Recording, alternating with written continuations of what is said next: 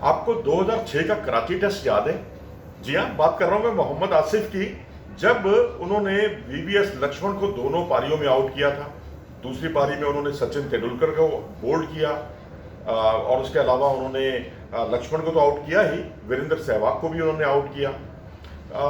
वो मैच पाकिस्तान जो है जीतने में कामयाब रहा था। अब यहाँ बात मैं इस संदर्भ में कर रहा हूँ मोहम्मद आसिफ की कि उन्होंने अब एक तुलना की है और एक नई बहस को एक जन्म दे दिया है। उनका कहना है, उन्होंने तुलना की है सचिन तेंदुलकर के साथ बाबर आजम की भी और साथ ही विराट कोहली की भी। और उनका कहना है कि बाबर आजम सचिन तेंदुलकर के टेक्निक के काफ़ी करीब हैं, जबकि जो विराट कोहली हैं उनकी टेक्निक बिल्कुल अलग है। और इसके लिए तो उन्होंने जो उदाहरण दिया है, उनका कहना है कि टॉप हैंड से जो ग्रिप बनाई जाती है बल्ले की, वो सचिन तेंदुलकर की बाबर आजम से बहुत करीब है। और उनका कहना है जब बॉटम हैंड ग्रिप की अगर हम बात करेंगे तो उसमें विराट कोहली जो है बॉटम हैंड ग्रिप से खेलते हैं। और उनका कहना है कि कई लोग विराट कोहली को जब ये कहते हैं कि वो सचिन तेंदुलकर से भी बेहतर खिलाड़ी हैं तो उन्हें बहुत पीड़ा होती है, उन्हें बहुत बुरा लगता है, क्योंकि उनका ये मानना है कि विराट कोहली अपनी जगह है लेकिन सचिन तेंदुलकर के आसपास भी नहीं है।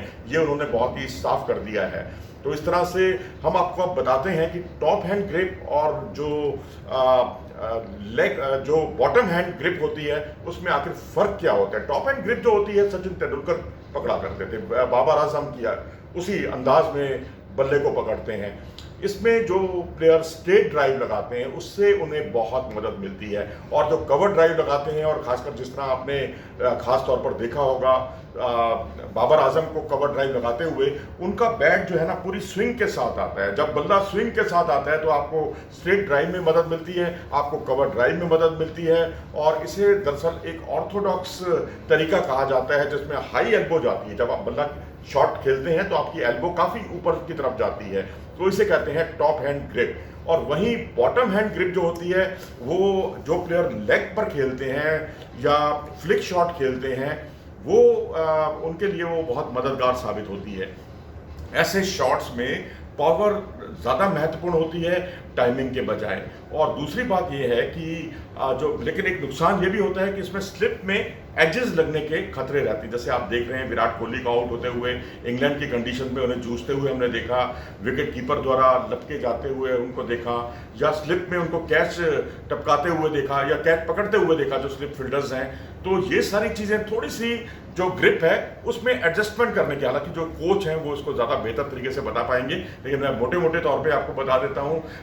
लेकिन उनकी ग्रिप जो होती है ना, नीचे की जो नीचे से पकड़ते हैं बॉटम हैंड से, वो ग्रिप टाइट नहीं होती, जो बहुत अच्छा साइन है। अगर जो लोग बहुत कसकर पकड़ते हैं बॉल, उसमें गेंद को ज़मीन पर रखना बहुत बड़ी चुनौती हो जाता है।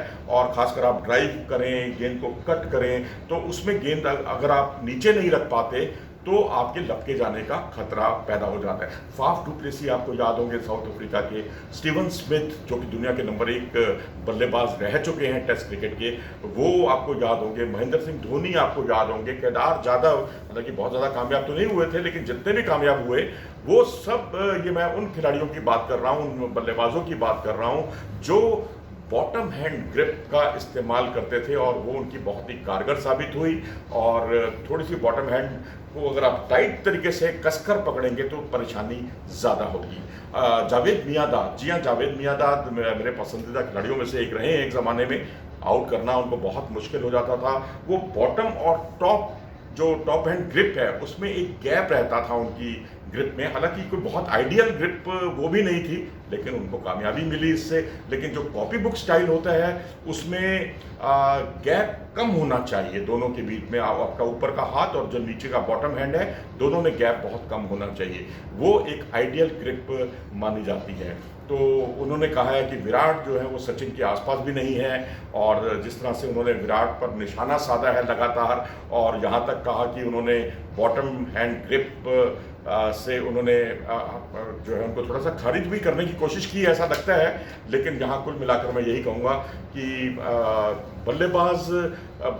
बल्लेबाजों की तुलना अगर आप ग्रिप से करते हैं, ग्रिप तो एक जरिया है और आप ग्रिप के जरिए आप तुलना करना बिल्कुल मुनासिब नहीं होगा।